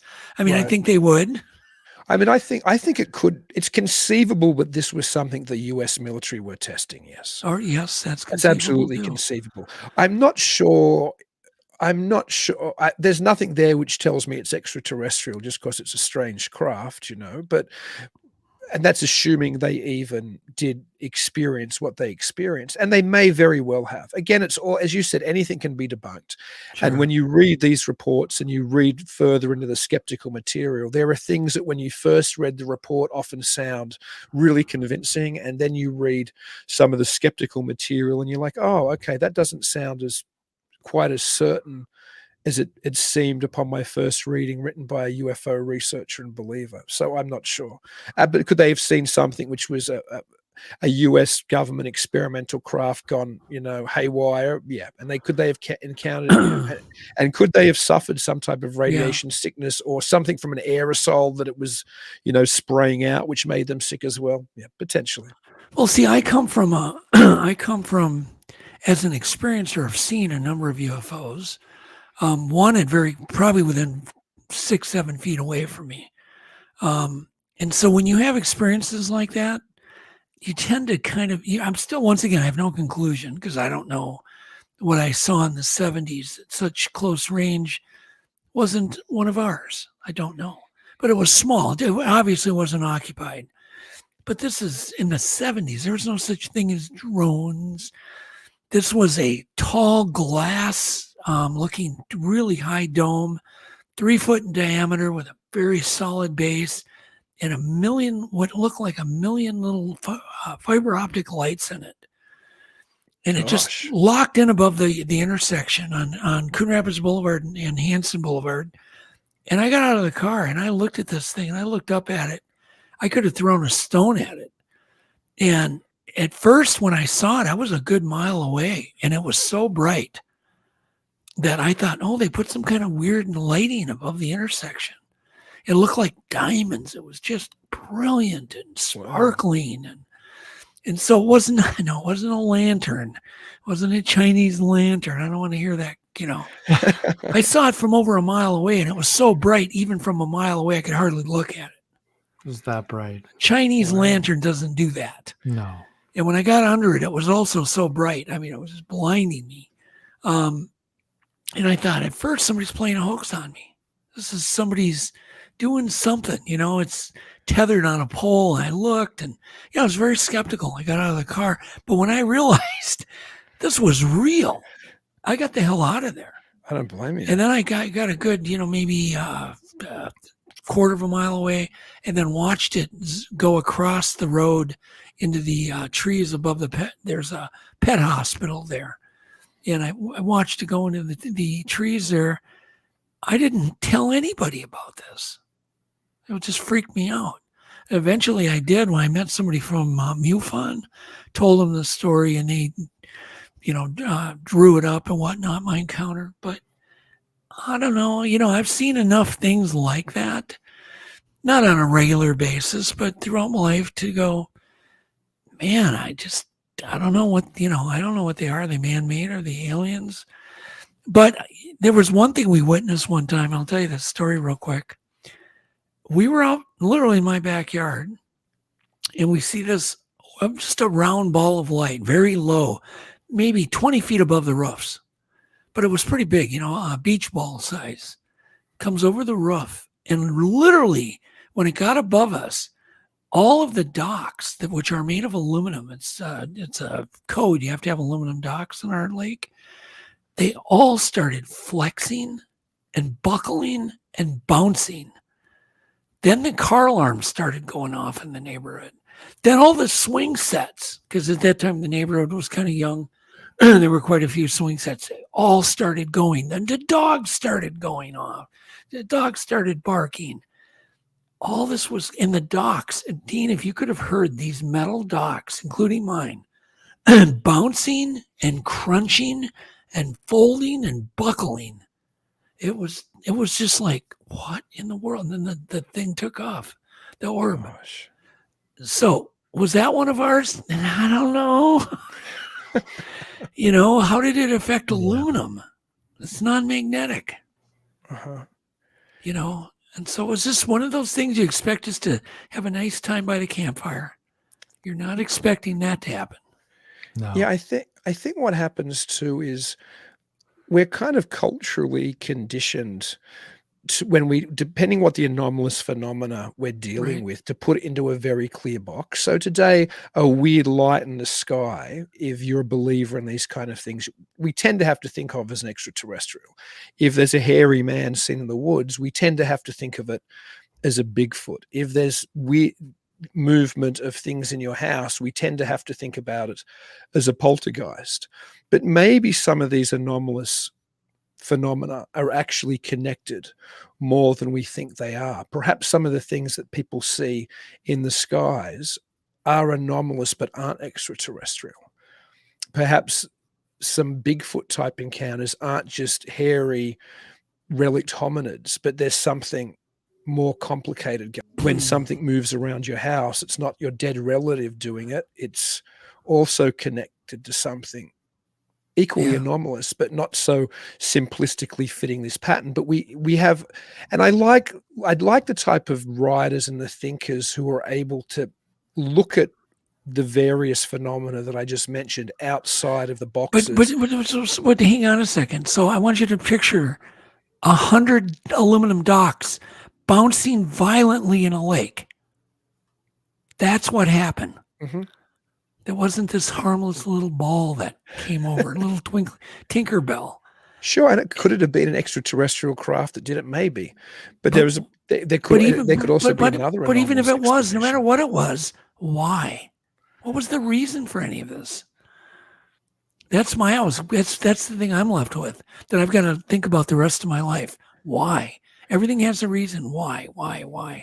Well, then you go down, I suppose, more existential and philosophical type questions. Like I tend to like theories which have a type of holistic approach to the paranormal or the anomalous. So you could, for example, suggest that, just to think of one type of these type of theories, that perhaps the reality we live in isn't what we think it is. Perhaps we're almost, simulation makes people think of the Matrix, but perhaps there's a higher spiritual reality that interjects and interferes with us sometimes for reasons which we don't understand. And because we're people, because we're, cognizant and we're who we are, we want to be able to fit these things very nicely in boxes to explain them. But maybe the universe is far stranger and more complicated than even the extraterrestrial hypothesis would lead us to believe, or even plesiosaur lake monsters would lead us to believe, or relict hominids would lead us to believe. Maybe it's so filled with strangeness that manifests in all these different ways, perhaps for the intention of waking us up from some type of psychic or spiritual slumber, or perhaps to keep us asleep and trapped in a psychic or spiritual slumber. There's old religious traditions like Neoplatonism and Gnosticism, which suggested that this reality wasn't the highest reality. And there may be things which try to keep us trapped in this reality. For example, and that could totally be bogus. You know what I mean? I'm attracted to ideas that tend to give me a more elegant explanation for all of these things, because otherwise I have to go, okay, well, where's a Bigfoot body? Where's a plesiosaur body? Where's that down saucer proof? Exactly. There's just so many strange things, but maybe there's a more holistic explanation. Again, the way people like Stan Gordon, who write about Bigfoot and UFOs appearing in the same experience, or people like Joshua Cutchin, who tend to suggest that all of these things might be indicative of the death experience, or people like John Keel, who was saying these things were all interconnected, or people like Jacques Vallée, who would tie them to older fairy traditions. There are people who've tried to fit all of this phenomena into a more elegant model, and it could be nonsense. I mean, maybe there are all of these different things which have nothing to do with each other, but the fact that they're all so mysterious, and the fact that we never seem to get to the bottom of any of them, despite some of these, whether it's ghost hunters or whether it's ufologists or whether it's cryptid hunters, people have been banging away at some of this stuff for 100 years almost, and we still don't seem to be any closer to the truth. And I hate to say this because it's not a popular thing to say, but maybe we're never going to get any closer to this. What if it's just entertainment for us? Maybe. It's just pure entertainment. It's we're in a big video game, and this is just part of the entertainment. I think that's a worthwhile analogy. Something like that, it fits. Yeah, just here. Have if fun you've with ever played this. some Have of, fun with this. Yeah. if you've ever What? played some of these modern video games, there's often cheat codes. I often think maybe there's like a computer programmer in the sky who can just drop in these entities and then boop, drop them out again. And it seems to be like that. The way Excuse me. all of a sudden a UFO just comes into existence and then leaves again, or the way that flying saucers, haunt the skies, or Bigfoot haunts the woods, or lake monsters haunt the lakes, but there's never anything left. It feels like a computer program is just going, boop, here's this, boop, we're taking it out again. It doesn't have to abide by the laws of the computer game any more than a cheat code a computer game designer injects into the game has to obey the physical laws. We seem to be trapped. There are more and more scientists that are saying we may be in some type of a simulation of some sort, and that the world generates as we see it. Isn't really there. It just, it's like any video game. It's the world that you're playing in doesn't exist until you get there. And it's just as fascinating as any other theory. Yeah, we seem to be involved. I will say this. I think whatever these things are, we tend to be involved in their manifestation. They seem to present the way we expect them to. Greg Bishop, who's perhaps one of my favorite thinkers in the UFO world, proposed a theory called co-creation, which isn't that different to what things like Jacques Vallée and John Keel really said, but he put a term on it. And his idea is that whatever this thing is, we're co-creating its existence and the experience we have with it. We're projecting our expectations onto it somehow, and then it's manifesting the way we expect it to manifest. And we're involved. And that is close, you're right, to I think some more advanced quantum physics ideas about the observer and the observed and what our input is into things which are observed. So some of it seems to ring true, partially to me anyway. So, Alex, what are your kind of thoughts on the simulation theory? Well, it's interesting because it certainly, the theory is it answers a lot of questions. It has kind of an elegant solution. Like, for example, you can have all these weird, disparate things that people clearly see and are very credible, and then they can be gone the next minute, the next moment, the next day. And how do video games today? I mean, the technology has gotten amazing compared to what it was 20, 30 years ago. Haven't you seen just this huge amount of realism happening in the video games that you play nowadays, Alex? And don't deny you must play video games, the latest and greatest. Oh yeah, I mean the Unreal Engine 5, they're able to do real-time shadows and all this stuff, like real-time physics type stuff that they normally have to bake into games. And they're demoing, for like developers that are actually making these things. And like I said, a lot of times before, they'd have to bake in shadows and lights and everything. So when you go into a game level and you see all these shadows, to render that in real time would take so much processing power. Before, it was just, it's not something that could be done. But now they're literally just taking like a ball and just moving it in front of the curtains and everything, and all the shadows are shifting dynamically. We're getting so close to being able to simulate reality. What if we're just in a Sims game for entertainment purposes for some young teenage girl that's playing Earth? Oh yeah, there could be 1 million copies of this game. There might be 1 million Dougs on all these different versions of the game. But that's almost as likely as anything.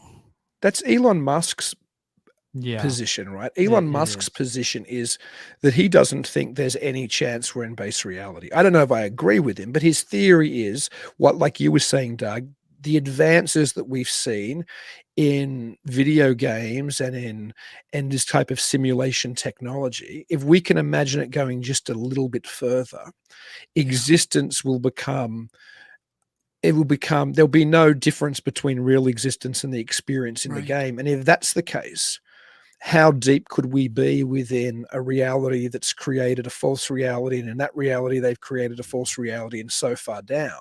Musk suggests we might be way down. the reality level. Then we might be inside multiple realities, and we're nowhere near base reality, which is out here. And again, interestingly, the Gnostics and the Neoplatonists said something similar. They didn't think we were in the highest spiritual reality either. They thought everything we experienced in this reality, be it a dog or a chair or a man, was just an imperfect reflection of the perfect original version in the higher reality. So while some of that simulation stuff almost seems trite, it does fit an older esoteric tradition which explained the world as our world is not at the top of the reality chain. Yeah, you kind of lost me a little bit there, Dean. So what does okay, put it down to a 6th grade level. What does he believe? He believes Elon Musk. Elon Musk believes because video game technology and similar simulation technologies are already getting so advanced, it won't be very long until it'll be indistinguishable from reality. And his point is, then how do we know that we're not actually living in one of those realities already? That the reality we're in now isn't already under a higher reality where they've reached that indistinguishable right. And nature. we were in horse and buggies 100 years ago. Exactly. I mean, think of the advances we've made in just 100 years. So we might already be in a game, and the Matrix is the best example. But what if we were, or what if the civilization that's controlling us, because it must be a higher intelligence somewhere else that created this video game that we're seeing, which would be extraterrestrial. But what if they're 1 million years ahead of us, 2 million, 100 million years? Oh, my God. Maybe. Well, maybe it's just us. Maybe it's just us in 100 years' time, and we're not living in the real time reality. We're living in a simulation of where we're going to get to in 100 years. And maybe in 100 years in this fake reality, we're going to develop that type of simulation as well. And then we'll launch another one. And that's Elon Musk's point, that there could be realities embedded in realities. Well, to build off of that, like on the latest like Grand Theft Auto games, you can play games within games. Like, you can go to the arcade in Grand Theft Auto and play an old school arcade game. Well, advance that by 100 years, 200 years, 1,000 years if we don't blow ourselves up. 1 million years. Yeah. In Grand Theft Auto, from what I've seen on YouTube, the graphics on that are like, what the hell? It's amazing. Compare that to Pong when we were kids, like beep, beep, oh yeah, I remember I had a Pong game. Yeah. Beep, beep, boop. That was. It was exciting. Oh yeah, it was heaps exciting. That was exciting. But man, go to YouTube. Anybody, I suggest go to YouTube, type in Grand Theft Auto. What is it? 5, Alex? That's the latest. It's got the best. Now. Yeah, type in Grand Theft Auto 5, like 1V or 4. Or is it 5? I don't know. Whatever. But the graphics on it are amazing. It's like, whoa. And incidentally, I should just say, I don't think that's the actual reality, but I think it's a great analogy for what the reality could be. Exactly. I think we could be somehow below a higher reality which interjects these things, and it would explain why Bigfoot tracks just end in the middle of nowhere, or people see Bigfoot just disappear the same way they see a ghost disappear, or the same way they see an alien come through a wall. Whatever of these interjections from this higher reality don't have to obey the rules of the game that we the players have to obey. They're operating in a different level. Yeah. So I do think I think it works very well as an allegory or as an analogy. Yeah, as a metaphor or whatever. Yeah. It at least opens up that anything is possible given that sort of worldview. Mm-hmm, exactly. Legitimately. So what is the one case on any level where it makes you go, maybe they are extraterrestrial? It's got to be one, Dean. Well, come on, Dean. It won't hurt you. He's smiling. It won't hurt you, Dean. I tell you, I don't. My problem is, it's kind of like once you take the red pill, you can't kind of see it that way anymore. It sounds really conceited, but it's true. Like I look at if you had an encounter. Oh, I have had an encounter of a UFO. Well, of a bedroom visitation. No, I'm talking about with a UFO. No, I mean, I haven't had a UFO land. But you're right. If I walked out in my yard tonight and some metallic craft landed and little grey men walked Yeah. out of it, would I have a different perception? But you got to Maybe. remember, there's probably 100,000 people out there just in the U.S. that claims they've seen aliens.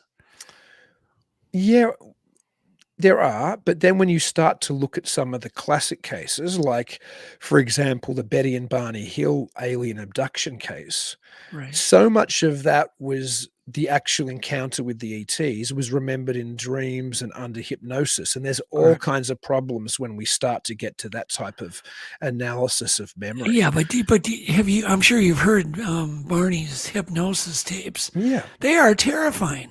Yeah.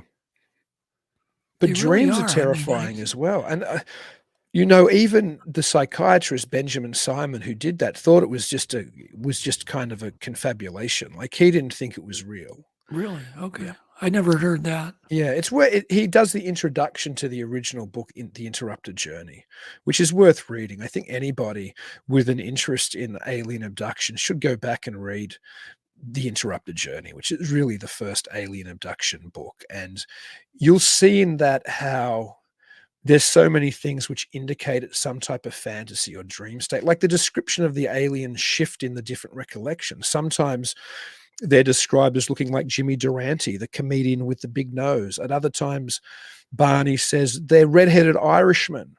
Another time, he says they look like Nazis. They're wearing Nazi uniforms. Another time, Betty says they look like the Mongoloid child that I work with in my kind of childcare job. So they shift and they change throughout the descriptions and throughout the experiences that they recall. And because it's all pieced together from dreams and then through hypnosis, none of it's reliable as actual proper recalled memory. And when we start playing around with the subconscious, when we get into a dream state or when we get into a hypnotic state, people are very suggestible and people go in all kinds of directions. And that's the danger with so much of alien abduction memories post that book. At least Benjamin Simon, the psychiatrist working there, was conscious that they were probably just having some fear reaction and it was all some type of fantasy come confabulation, come folie à deux.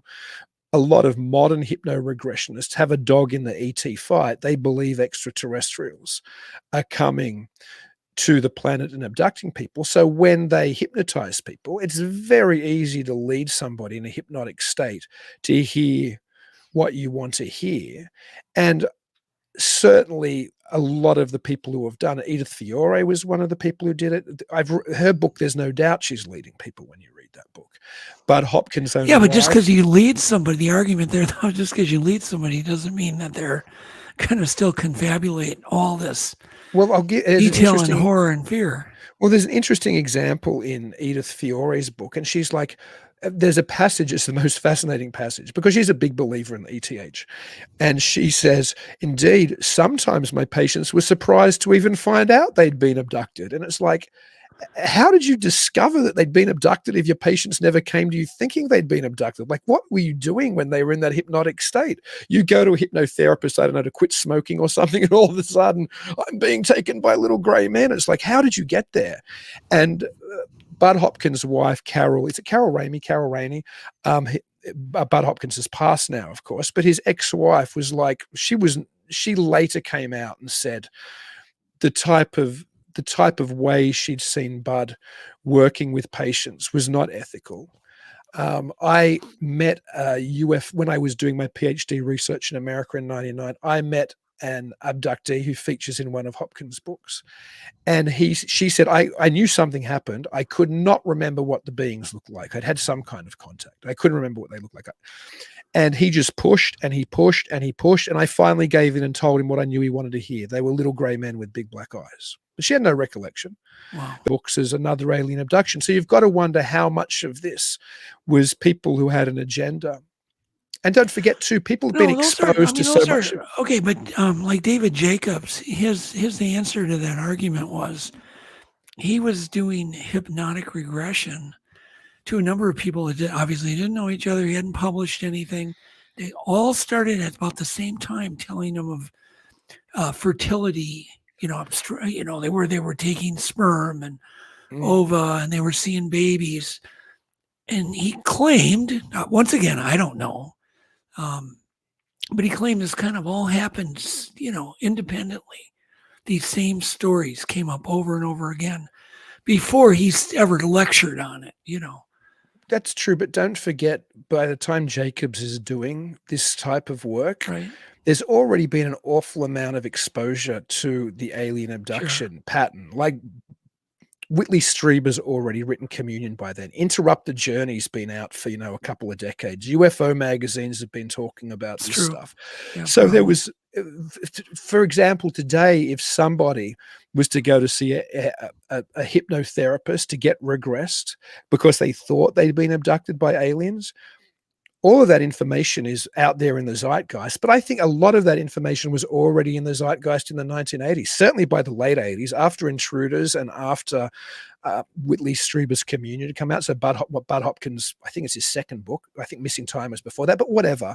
There were books out there which already had all of this information in them. And so and it was also on telly movies. Don't forget there was a telly movie of The Interrupted Journey, and there was even James Earl Jones, I think, played Barney. Yeah, and even the oldest science fiction movies, while they mightn't have had the sexual component, they have implants put in people's necks. Like if you watch Invaders from Mars or Killers from Space or other movies from the 1950s, people laid out on tables with scanners being, put over them and things injected in them, and a lot of this was already there in the zeitgeist. So if you suspect you're an abductee, and if you go under hypnosis by somebody who also believes in alien abduction, that stuff's all there already in your head. And because you're entering a state which you're very susceptible to this type of information, it's not hard for you, and your subconscious can't. Supposedly, I'm not a hypnotist. I have no experience in hypnotism, but supposedly the subconscious mind has difficulty separating reality from fantasy, and that's why we had things also like satanic panic examples, where there was one man who his daughters ended up being, or one of his daughters, there's been a movie made by Ethan Hawke. It's a fascinating movie, but it was an old case. There was a book written on it I read decades ago, where one of this man's daughters went to a hypnotherapist who believed in satanic ritual abuse, which might or might not be a thing, but she went to somebody who believed in that and regressed that her father was abusing her in satanic rituals, right? And then I think one of the other daughters got on board, and maybe one of them didn't. But the father said, I can't, and he was also a very Christian man, I can't ever remember doing that, but my daughter would never lie, so I must have done it, and the devil must have tricked me. And this is a real case. There's a fascinating book about it. And like I said, there's actually an Ethan Hawke vehicle movie about this. So that's another example of people already have, from movies like Rosemary's Baby and, all these ideas of what satanic rituals are like. You go under hypnosis by somebody who believes this is a real thing. You've already got the stuff in your mind. That hypnotist is kind of leading you. And before you know it, your father's a high priest in some satanic coven. And that's a real case. The poor guy, That's a real legal case. I think the man ended up going to prison until finally he was exonerated much later. All based on hypnotism. Yeah, I know that stuff can go wrong. And I went once to a hypnotist to see, suppose it's amazing hypnotist. She couldn't hypnotize me. I cooperated in every possible way, and it just didn't do anything. Gosh. Apparently, some people aren't susceptible at all. No, so you must apparently be one of those wasn't. who aren't. No, I wasn't. Well, that's a good thing. Well, it's been fun debating this whole topic. Oh yeah, it was a great time. And I have to admit, you're an interesting combination of somebody who's so open-minded, and yet you certainly are. You've definitely take the skeptical stance against the existence of extraterrestrials. But yet you're open to all this other paranormal stuff. So it's an interesting combo. Fun to debate you. Oh, thank you. So it's a really great, fun. Great joy to talk to you and Alex. It always is. So thank you so much for having me on the show. Yeah. And so Talking Weird and Mysterious Library. What day does or can people look for Talking Weird? Well, Talking Weird is every Saturday night at 10 p.m. Central on the Untold Live. Radio Network, live. Yep. And Mysterious Libraries every Tuesday at 9 p.m., also live on the Yep. Untold Radio Network. Yep. And I have Jason McLean as my wonderful co-host Yep, on he's Mysterious amazing. Library, Mhm. and Jen Durrell as my equally amazing co-host on Talking Weird. Super interesting. Well, thank you, Dean. It was fun. Thank you. Got to know you a little bit better, and it's just fun talking about this stuff. Oh, yeah, it's a blast. Yeah, I definitely had fun. So, let's see, what's 9:01? Yep, we got to go. So thanks everybody for joining us. And you know, Alex, I really screwed up tonight.